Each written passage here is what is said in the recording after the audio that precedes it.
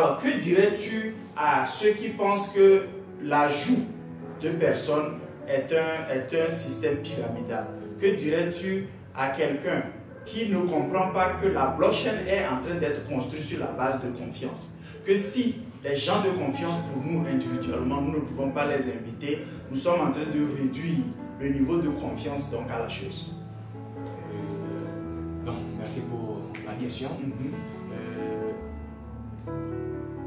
À ce niveau, normalement, il est un peu difficile à un être humain de faire confiance aujourd'hui à un autre humain. Ça c'est clair. Je dis toujours, on est né seul, on va mourir seul. Donc, mais comme moi-même, j'ai un principe et puis souvent je le dis, est que ne fais jamais confiance à 100% à l'homme. Mais toutefois, cela ne veut pas dire de ne pas accorder au moins un bénéfice. Du doute, comme on le dit. En vivant en société.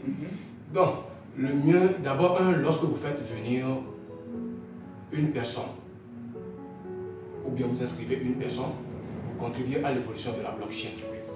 Et sur ce, vous êtes récompensé par le système. Donc, malheureusement, il y a certains qui ne savent pas que il y a une panoplie de systèmes de récompense pour encourager les membres à faire venir autres membres afin de pouvoir bénéficier de plus d'un taux élevé de minage. Donc, lorsque si vous restez seul, soit disons que vous êtes dans la communauté, certes, ce n'est pas quelque chose de pyramidal. Ce que vous contribuez, c'est ça que vous bénéficiez. Exactement. Si vous êtes seul, ça veut dire que ce soit au niveau de votre minage, vous bénéficierez uniquement du taux réservé à ça. C'est ça. Mais dans le cas où vous invitez des gens, vous créez votre cercle de sécurité, vous avez un bonus à ce niveau pour votre cercle de sécurité. Ensuite, non seulement que vous avez un bonus pour votre cercle de sécurité lorsque vous déclarez 5 personnes, à qui vous faites confiance, parce que vous ne pouvez pas remettre la clé de votre coffre à un individu que vous ne connaissez pas. Du tout.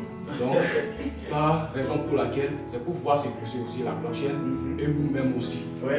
Et secondo, lorsque vous invitez plus, vous avez beaucoup de membres, ça vous permet aussi de gagner de bonus à travers chaque membre qui mine régulièrement, qui montre leur présence au système tous les 24 heures. Donc ça fait augmenter votre taux également de minage. Et en tertio, troisièmement, lorsque vous intervenez sur l'application, c'est-à-dire que même si vous n'intervenez pas, mais vous cliquez, vous rentrez dedans, vous fouillez et autres là, l'application vous donne certains bonus.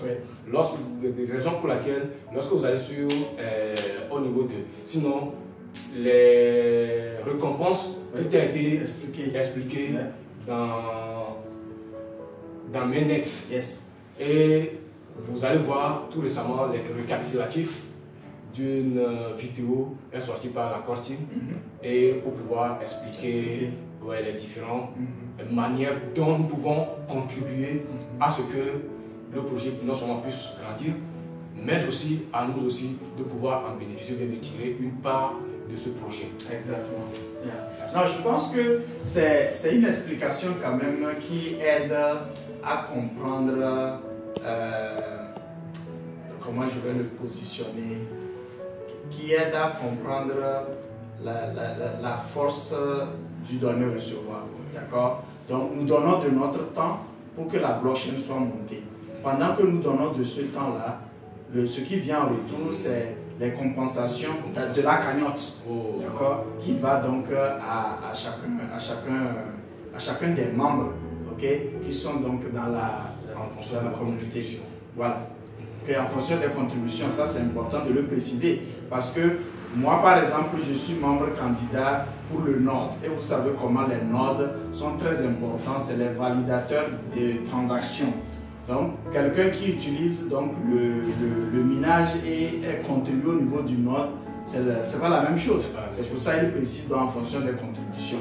Et aujourd'hui, vous avez peut-être 3 ou 4 moyens pour pouvoir augmenter votre taux de minage, d'accord? Et vous pouvez donc lire cela dans la feuille de route, ok? Donnez-vous le temps. Maintenant, il y a même beaucoup qui ont pu investir ou bien allouer du temps pour traduire certaines informations qui nous parviennent donc en écrit et ça aide effectivement l'éducation qui est censée donc être faite de la chose.